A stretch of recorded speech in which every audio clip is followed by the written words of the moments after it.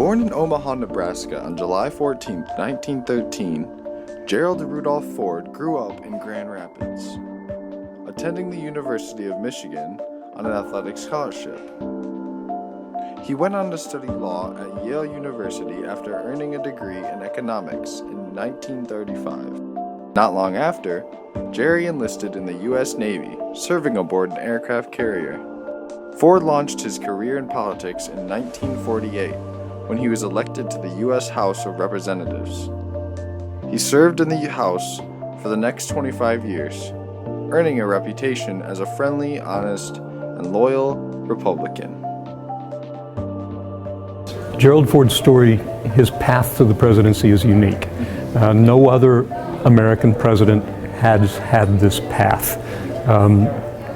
He was not elected by a vote of the people. He was elected by a vote of the people's representatives. And it's because of the 25th Amendment, which was ratified in 1967, which was a result of the assassination of John Kennedy. The events that lifted Ford to presidency began in 1972. People connected President Nixon's re-election campaign broke into DNC headquarters at Watergate Hotel. A number of officials in the Nixon administration and even Nixon himself took part in the efforts in covering up the legal activities, later known as the Watergate scandal. When that came to light, President Nixon isolates his vice president, Spiro Agnew, and Spiro Agnew resigns. That leaves a vacancy in the vice presidency. Now Nixon, who is fighting these charges of Watergate, has to go out and find a vice president. Ultimately, he selects Gerald Ford from Michigan's 5th District, somebody he had known since 1949, had been good friends with, had worked closely with throughout their careers in the executive branch and in Congress. An easy pick for him. And as it turns out, an easy confirmation for Congress.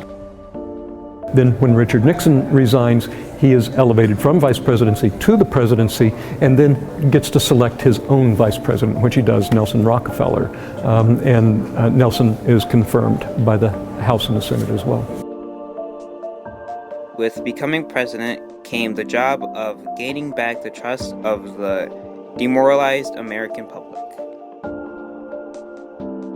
This had never happened before. We had never had a president quit or resign office. We had never had a person who wasn't elected to either vice president or president become the president of the United States.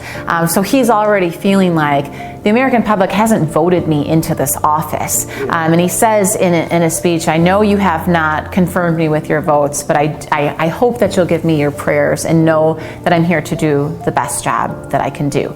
After he assumed the presidency, he knew he had to do a lot of work to reestablish that trust, and a big piece of that was the media. He very quickly established a really open relationship with the media. He really was the first president to allow kind of personal photos, that photographers could come in and take pictures of him in his family life. And he knew he had to do that to be transparent and to say, I'm one of you and I want the best for our country as well. He comes to the vice presidency having been placed there by the nomination of Richard Nixon and by the acclamation of Capitol Hill, both chambers, the House and the Senate. No other president had that path. By the time that next election came around, there was a lot of United States voters who were disappointed in what had happened, saddened. They felt they couldn't trust their government. And I think because Gerald Ford was a Republican, that could have affected or swayed people's feelings about him. He also issued the pardon of Richard Nixon, which was a decision that was difficult to make because I think he knew that voters might not like that decision as well. But I think Jerry Ford conducted himself as a person and as a leader, always not in the lens of what will make me the most popular or what will win me the most votes, but what is the right thing to do. And unfortunately, he did lose that election in 1976. President Carter became the next president of the United States, and a wonderful leader as well, but who knows what could have happened if Ford had his own term as president.